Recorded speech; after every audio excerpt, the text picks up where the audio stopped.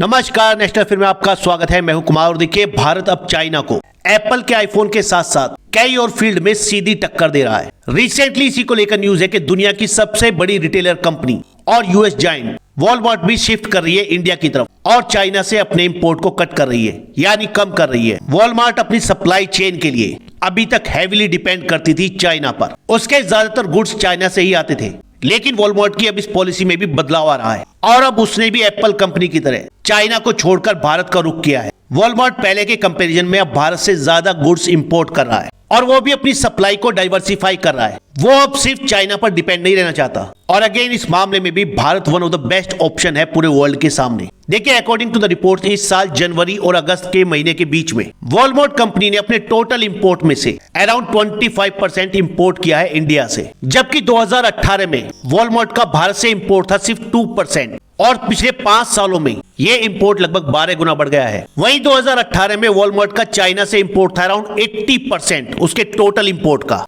लेकिन 2023 में घटकर हो गया है 60%। इसका मतलब वॉलमार्ट का इंपोर्ट जहां भारत से 12 गुना बढ़ा है, वहीं चाइना से 20% कम हुआ है। हालांकि चाइना अभी भी एक मेजर सोर्स है वॉलमार्ट के लिए, लेकिन इंडिया काफी तेजी से आगे बढ़ रहा है इस मामले में और ये भारत के लिए एक सीरियसली काफी अच्छी खबर है।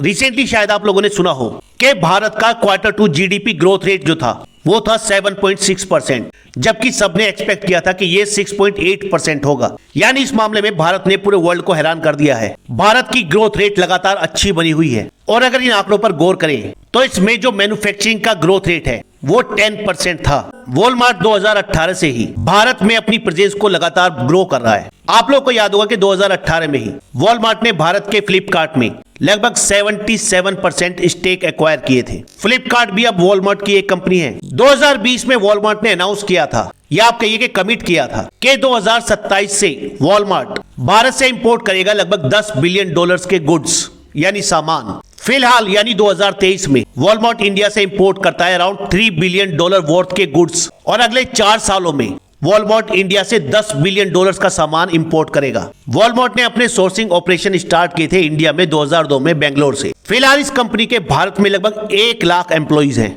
जिसमें कुछ टेम्परेरी वर्कर्स भी शामिल हैं जो वॉलमार्ट की डिफरेंट यूनिट्स में काम करते हैं, जैसे कि Walmart global tech India unit, Flipkart group, phone पे एंड सोर्सिंग ऑपरेशंस। अब अगर बात करें कि एक्चुअल में वॉलमार्ट इंडिया से क्या क्या इंपोर्ट करता है, तो देखिए इसमें बहुत सारे आइटम्स हैं, जैसे कि toys, electronics, bicycles, pharmaceuticals, package food, dry grains and pasta और भी बहुत सारे आइटम्स हैं जो वॉलमार्ट इंडिया से इंपोर्ट करता है और अपने यूएस के बड़े बड़े स्टोर्स में बेचता है। आप लोगों को मालूम है कि इंडिया की जो वर्कफोर्स है वो रैपिडली ग्रो कर रही है, टेक्नोलॉजिकल एडवांसमेंट हो रहे हैं, इसीलिए अब भारत पूरे वर्ल्ड में अब एक अट्रैक्टिव डेस्टिनेशन बनता जा रहा है फॉर लार्ज स्केल मैन्युफैक्चरिंग। और यही मेन कारण है कि वॉलमार्ट अपने ग्लोबल सप्लाई चेन को शिफ्ट कर रहा है फ्रॉम चाइना टू इंडिया। अब देखिए, बात करते हैं कि इसका एक्चुअल कारण क्या है, क्यों वॉलमार्ट शिफ्ट कर रहा है चाइना से इंडिया। देखिए, वॉलमार्ट चाइना से जो सामान इंपोर्ट करता है अब उसकी कॉस्ट लगातार बढ़ती जा रही है, क्योंकि वहां पर लेबर कॉस्ट काफी ज्यादा है और इसलिए अब चाइना से इंपोर्ट करना लेस कम्पिटिटिव हो गया है as compare to other sources जैसे कि इंडिया।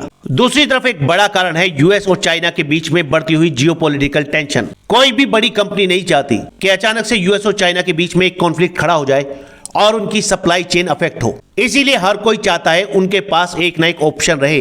देखिए, अगर भारत और चाइना के मिनिमम वेज में कंपैरिजन करें तो चाइना में जो मिनिमम वेज है वो वहां के प्रोविंस टू प्रोविंस चेंज होता है। चाइना में मिनिमम वेज का रेंज है कम से कम 1420 युआन या $198 और 2690 युआन या $376 पर मंथ, यानी अगर भारतीय रुपयों में कहें तो 16,000 से लेकर 30,000 के बीच में। वहीं अगर भारत में एवरेज वेज की बात करें तो भारत में अनस्किल्ड और सेमी स्किल्ड वर्कर्स एक महीने में कमाते हैं 9,000 से लेकर 15,000 के बीच में, यानी चाइना के कंपैरिजन में हाफ। और इसीलिए यहाँ पर जो मैन्युफैक्चर्ड प्रोडक्ट हैं उनकी कॉस्ट भी कम होती है। वहीं शायद आप लोगों ने सुना हो कि चाइना की पॉपुलेशन भी अब घट रही है और इस वजह से चाइना की जो बड़ी बड़ी कंपनीज हैं, जो मैन्युफैक्चरिंग यूनिट हैं, वो भी वर्कफोर्स की शॉर्टेज झेल रही हैं। वहीं यूएस में इंटरेस्ट रेट काफी बढ़ गए हैं और इसीलिए सभी कंपनियां सस्ते से सस्ता सामान इंपोर्ट करना चाहती हैं, जिसे वो यूएस की मार्केट में बेच सके। और देखिए, भारत के लिए वॉलमार्ट से अच्छी खबर नहीं है। वॉलमार्ट की जो राइवल कंपनी है अमेजन, उसने भी भारत के लिए टारगेट रखा है कि 2025 तक वो भारत से लगभग $20 बिलियन का इंपोर्ट करेगी।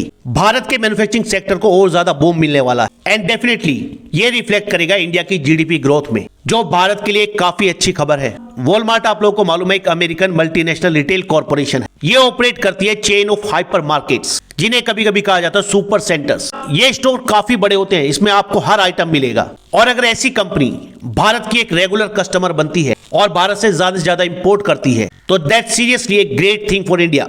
फिलहाल इस वीडियो में इतना ही, नेक्स्ट वीडियो में जल्द मिलेंगे। धन्यवाद।